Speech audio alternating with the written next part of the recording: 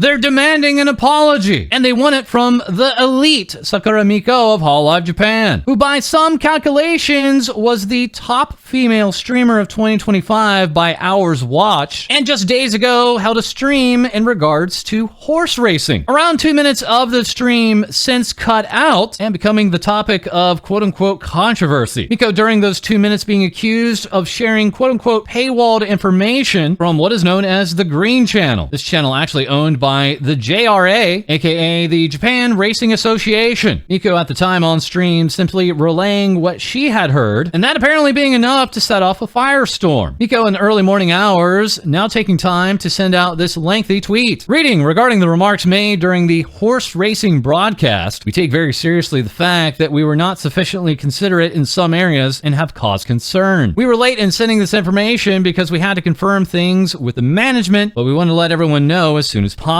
After carrying out the necessary checks, this message will now be sent out at this time. And regarding the matter, the company is currently checking and responding to the request. This being interpreted that Hololive will be reaching out to the JRA directly to see what their response should be. This reminding many of a situation regarding Usada Bakura in the past. This buntuber having revealed that she was using a used cartridge that had potentially been hacked unbeknownst to her. Hololive at the time reaching out directly to Nintendo, and Nintendo replying back to simply remove the stream and try not to do it again. Also during this stream, it was noticed that some of the super chat messages had been removed. Some viewers alleging that some of these super chats were not kind to Sakura Miko. Miko's still saying, we've also received reports that the company's moderation team has deleted several comments that did not meet the deletion criteria. I, Sakura Miko, am aware that moderators have taken action in relation to this matter, but I, Sakura Miko, have not made any decisions, taken any action, or given any instructions regarding the deletion of super chats. And now we have this third point here. Miko saying, we are aware that false information is being spread, and that defamation and malicious spreading of such information is occurring, and we are taking action in this regard as well. Finally, I will continue to be even more careful in my activities while cherishing the importance of providing streams that all my supporters can enjoy with peace of mind. Some supporters of Miko leaving lengthy interpretations of what she said and speculating further. Others on Twitter/X pushing back, seeing this and simply summing it up as quote-unquote, I don't want to take responsibility. And you keep on complaining and complaining, why can't you just say sorry? Plus, VTuber apology letters always contain threats. One supporter account saying Mikochi must be having a hard time. Looking at the tweets, there's a ton of haters disguised as fans. As long as the Green Channel, the actual party involved, hasn't made any announcement, it's not up to those who aren't involved to say anything more. This situation, to those outside of Japan and even inside Japan, being reminded of the March 2023 incident with Gundo Moray, in which this Nijisanji Japan liver had asked a question as regards to baseball rules, that being interpreted by baseball fans, then saying that she was endorsing violence. As the question that she legitimately was asking was as to why the pitcher simply doesn't throw the ball at the batter. Gundo Moray being sent on suspension and then 3 months later being quote-unquote graduated. Fan account Hasuko here with I love Mikochi, and further saying, don't push yourself, Mikochi, eat something delicious, cry when you feel like crying, don't worry, we're here for you. I want these painful feelings to just fly away. Mikochi is an elite, as this elite gamer today, to a gigantic audience of over 70,000 concurrent viewers and potentially the biggest stream of the day, got the babe. That's right, she beat Jump King after nearly 34 hours of playtime. Sakura Miko also recently unveiling this recent roomwear look, which she would show off in full 3D, hosting a 25-hour stream where she slept over in the Hololive studio. One user making a time-lapse of this sleep stream, some describing this as a she scratches herself and snores a lot stream. We'll have more as this story develops. Very quickly today, we also turn back to the Mouse of Iron. It's Iron Mouse, the main subject of our last two episodes. Once again, following a troll song filled with slurs wrongly being placed on Iron Mouse's Spotify discography. The Spotify platform has now removed her original song, Cry For Me, following a fake copyright strike. Iron Mouse's team have communicated they are working to resolve these issues. This leading to songwriter Wonder Riku to quote retweet us and giving us this story. Fun fact, the day this happened, I went on Spotify to report the troll song. I clicked on it to load the song up, but paused it immediately so not to count as a stream. The next day I went to a car dealer to look at a new car. I was having trouble connecting my phone, so the dealer came over to help. The dealer goes, quote, now I get to hear what music you listen to. The phone connected, Spotify auto-played. That song starts playing. I'm standing outside outside the car, so I can't hear it well, but he can. I stop it as soon as I can, but he looks at me with a WTF kind of face, but quickly moves on. That evening, I go and try to listen to the beginning of the song to hear what the car dealer heard. The song had been removed. Bought the car out of shame. This funny anecdote also including this part again. The song had been removed. Some users telling TVS they can't see the song any longer. Others saying they not only can see the song, but see another troll song now being added to the Spotify account. And we also have this wild update for 2026, a topic of our first video of the year, MrBeast coming back and revealing the streamers who will be attending his event to win $1 million